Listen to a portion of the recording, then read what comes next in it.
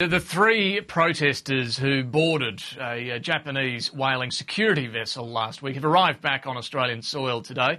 Their names, Glenn Pendlebury, Simon Pettifree and Jeffrey Tuxworth. They were transferred to a customs vessel on Friday after Japan agreed to release them without pressing any charges. They were offloaded in Albany today. The Prime Minister admits it was an expensive exercise collecting them. She has not condoned their actions at all. Greens leader Bob Brown, by contrast, has called them heroes. Political reporter Laura Jays spoke to Senator Brown in his Hobart office this afternoon about the whaling issue and a few other issues as well. Bob Brown, thanks so much for talking to Sky News. Now, three anti-whaling protesters you described as heroes are back in Australia today, but are they really having an effect on the overall fight? Japanese whalers seem determined to return to the Southern Ocean every year, but is it time that the Gillard government looked at diplomatic measures such as trade sanctions on Tokyo? Well, Julia Gillard's doing nothing. The most immediate thing she should do, seeing her government is taking the matter to the World Court, is seek an injunction. That's what you do when somebody's behaving illegally. You take out an injunction to restrain that illegal behaviour until the major court case is determined. Senior advisors, legal advisors in the field say that's the right way to go, but she won't take that action. Now, on poker machine reform, Julia Gillard is on your patch this week and she's met with Andrew Wilkie. She says that the deal will be going through, but she has, I guess, given some signs that she's backing away from that deal. Are you seeing the same signs? Well, what I think is the case here, that it is the Greens $1 bet option, the limit of being able to put $1 per time into the poker machine, that has the great potential for getting through. I think the mandatory pre-commitment thing is too difficult. It's difficult to sell publicly. The clubs have run a huge campaign against it because it is difficult to sell. But people, you know, nearly 90% of people never go above $1 anyway.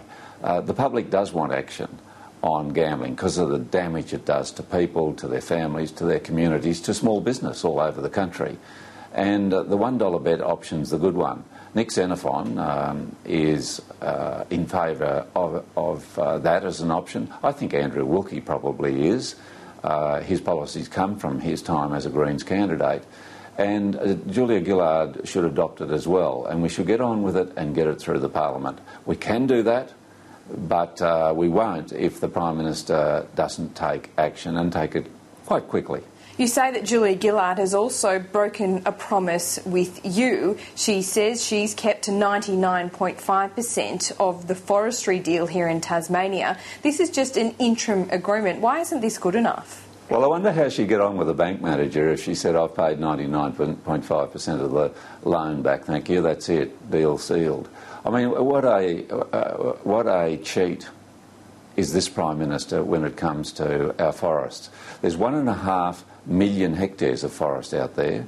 1 million hectares of that's going to be fed to the slaughter outside this agreement, but she can't keep the signed agreement. And I've spoken to her many times about this. Would you say that your relationship with Julia Gillard is at its lowest point? Well, look, I've consistently had a good relationship with Julia Gillard. She has kept her word in the main and you know, there's always difficulties arise that you don't know about at the time. But on the compact that we Greens signed with the Prime Minister and her deputy back in 2010, she's kept that agreement. I've had good discussions with her. But when it comes to the Tassie forests, she's just simply said there, look, I signed off on that, but I'm not going to do it. Well, that does bring a difficulty into the relationship. And I say to myself, what am I going to do here? I have, as a responsible politician, I'm going to talk with this Prime Minister and all her ministers about any issue they want to bring up. But the relaxed, comfortable cup of tea had to go. On leadership, there seems to be constant chatter about Kevin Rudd coming back to the helm of the Labor Party. Do you think this is going to happen, and how do the Greens view this? Well, I would think that Julia Gillard is quite strong and safe in her position. It's our intention to support the government through to elections at the end of next year. we're halfway through the process, and a lot of good things are happening. A lot of things are positively going right with this government, while we've got Tony Abbott over there saying no to just about everything. Does it matter to you whether it is Julia Gillard or Kevin Rudd as leader? Labor's got to sort out its own leadership. I will have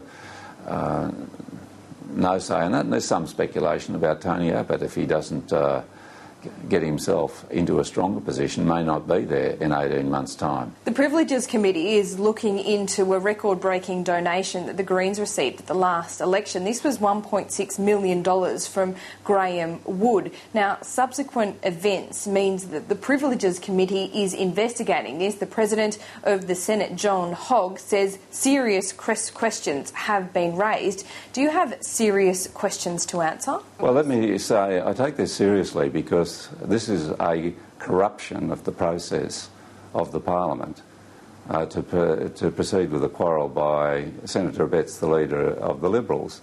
It's totally fatuous. It will be thrown out by the Privileges Committee. But it's a process. The President of the Senate, yes, the President John Hogg, has said there's serious questions that have been raised. Yes, and the President of the Senate has failed to even ask myself or Christine Milner about those questions. When this is a weak President who's done the wrong thing, but the Privileges Committee will look at that. Bob Brown, thanks so much for talking to Sky News. Thank you.